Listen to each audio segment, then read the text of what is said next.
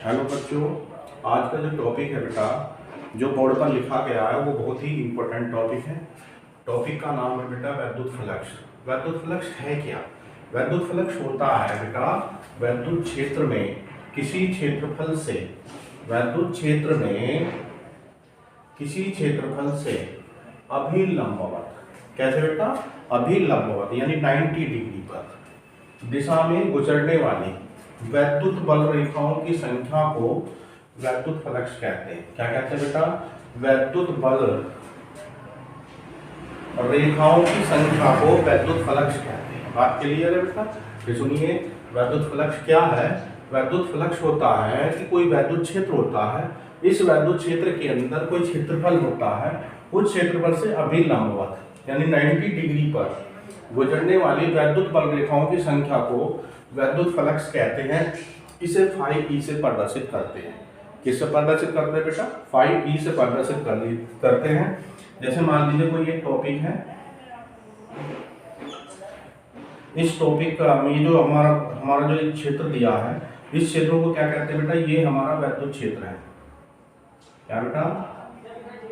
वैद्युत क्षेत्र। और इस वैद्युत क्षेत्र के अंदर कोई एक बिंदु ले लेते हैं।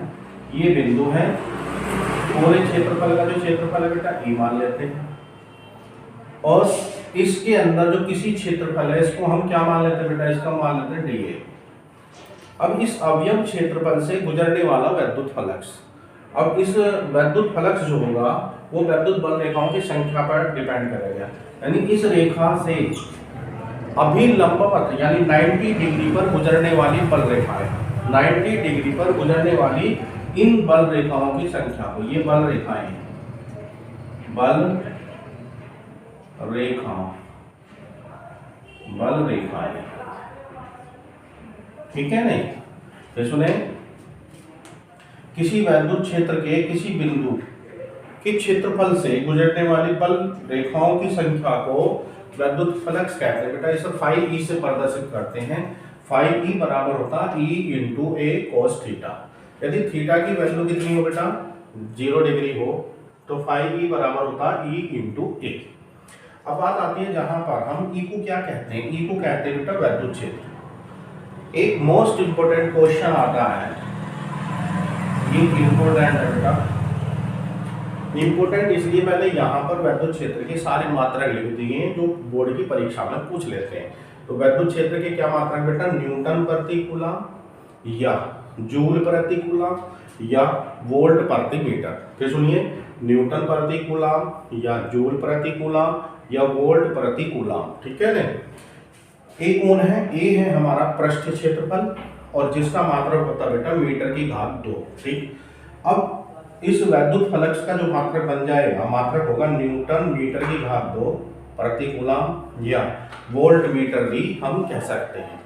तो बेटा यहाँ पर वैद्युत क्षेत्र, वैद्युत फ्लक्स से संबंधित जो हमने डाटा लिखा बेटा 1 या 2 नंबर में पूछ लिया जाता है। क्या पूछा जाता है? वैद्युत फ्लक्स क्या है, ठीक है? और यहाँ पर देखिए, यहाँ मैंने एक टॉपिक को नया बना दिया है जिसे वैद्युत क्षेत्र कहते हैं, और वैद्युत क्षेत्र के जो मात्रक हैं ये भी मैंने लिख दिए हैं। और वैद्युत क्षेत्र के जो मात्रक होते हैं बेटा वे इंपोर्टेंट मात्रक होते हैं जिसके ऊपर बोर्ड की परीक्षा में कई बार सवाल पूछा गया। कैसे पूछा गया?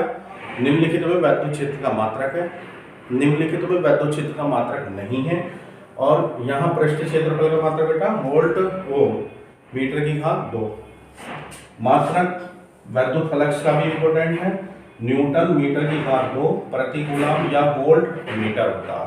अब हम ये जो हमने फॉर्मूला लिखा बेटा, इस फॉर्मूले पर आधारित हम कुछ आंकिक क्वेश्चन करेंगे, ठीक है?